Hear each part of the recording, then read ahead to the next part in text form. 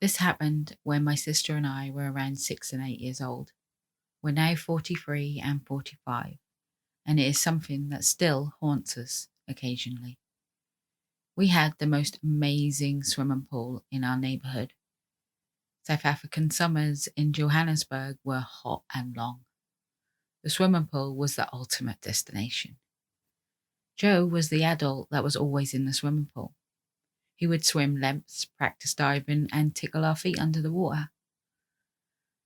Just typing this makes me feel nauseous. To this day, I still have an issue with my feet being wet. I'm unable to put cream on my feet, and the sliminess makes me feel claustrophobic. I only realised the connection last year. Whenever we would sit on the edge of the pool with our feet dangling in, he would swim past us and tickle our feet, all in a row. I can't remember the details 100%, but someone playfully screamed, "Oh no, Joe!" And Joe did it again and sang, "Oh no, Joe! Not again, Joe!" We all laughed, as kids do, and then he tickled our feet again and made us sing the new song, "Oh no, Joe! Not again, Joe!" It became a game. He would grab us under the water and then we would sing it. And then he would tickle our feet and chase us and grab us round the waist under the water. "Oh no, Joe. Not again, Joe." This song never goes away. One day at the pool, Joe tells us he has this amazing farm just outside of town. He would like to take us to see his animals and his corn and use his swimming pool. It sounded like heaven to all of us. He was talking to several children, boys and girls. He told us to be at the swimming pool on Saturday, but not tell our parents. He will take us in his car. As soon as we got home, we told our dad everything. We were so excited. This farm sounded amazing. Our dad said, "Absolutely not. Who's Joe anyway?" We told him that Joe was our friend down the pool. He plays with our feet and chases around the pool. My dad said that actually maybe we could go, but he wanted to meet Joe first. Yay, we thought. The next day, we go to the pool and we tell Joe we can go with him, but our dads just want to meet him first. Joe is upset that we told our dad, but we said not to worry because our dad is cool. So Joe walked us home. We only live around 5 blocks from the pool anyway, and he come and meet our dad. Joe is around 5'6" tall, which is about 1.7 meters. And my dad is 6'7", which is over 2 meters. And he's just like a gentle giant. My dad is super polite to Joe. He asked him loads of questions about the farm and exactly where it is and how many kids are going and has he spoke to any other parents. Joe was as cool as a cucumber. He answered the questions smoothly and confidently. My dad ended by saying, "Joe, I look forward to seeing you on Saturday at your farm. I think we will have a great time. I will bring my girls though, and we will meet you there." The next part is a bit of a blur for me. I am not sure how we ended up driving in a convoy with 3 other dads and their kids to the pool. It was exciting. My dad had a map book leading our convoy to the best farm in the world. We drove about an hour out of town and we arrived at this derelict farmhouse. No animals, no corn, no swimming pool. Just this run-down, isolated, scary looking farmhouse in the middle of nowhere. I remember being really confused. My dad must have read the map wrong. He must have. All the dads huddled together. We had no idea what they were saying, but they were angry. We were also angry. We are obviously lost, and it is the dad's fault. Everybody gets into the cars, and I start screaming at my dad. How could he deliberately have got us lost? Because he doesn't like Joe? Because he didn't want us to have fun? My dad is silent. After my tantrum, he says to my sister and I in a very calm, deep voice, "Joe is a bad man. He was going to hurt you all. He is the bad man your mum always warned you about." My mother is obsessed with true crime. There is no farm. I am so happy you girls told me what was going on, because something bad could have happened to you. His strong voice broke. The gravity in his tone and the break in his voice made my sister and I realize immediately that he was right and we were in danger. We cried and apologized. He made us promise to tell him if we ever saw Joe again. Joe stayed away from the pool for about a month.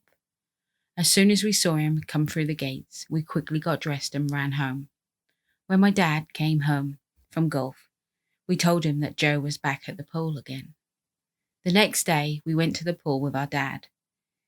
We were swimming and my dad was sitting on a chair around the side. In walks Joe. He came to the edge of the pool and he started calling us. We refused to go to the edge. He was getting frustrated. My dad got up and came up to Joe. "Hey buddy, can I have a chat to you outside quickly?" Joe physically shrunk. My dad had his hand on Joe's shoulder and he guided him out of the swimming pool. I can only imagine what my dad did and said to Joe. My dad is a gentleman, but don't mess with his girls. Joe was never seen again at our swimming pool. This happened about 8 years ago in my local supermarket. I was in the queue to pay. It was Saturday morning, super busy, and I am second in the line. In front of me at the till is a family of 3. Mum, dad, and daughter. Mum and dad are unpacking the trolley and the daughter is sitting in the trolley facing me. Behind me are 2 men. And they are making me feel super uncomfortable, standing way too close to me. You know, when you feel something before you see them. It's like that. I was facing the daughter and she was looking super uncomfortable, making herself smaller, and she kept looking over her shoulder to her dad. I turned around at these men. They were waving at her and smiling, trying to get her attention. Then one of the men reached round me and tried to touch her foot. He did it in such a familiar way that I thought he must have known the family. She flinched away. He did it again. She was quietly saying something to her daddy. Her dad swings around and says in a blooming voice something along the lines of, "What the hell, dude? Don't touch my daughter." This weirdo is like, "But we want to be friends." Dad is like, "I don't know you, back off."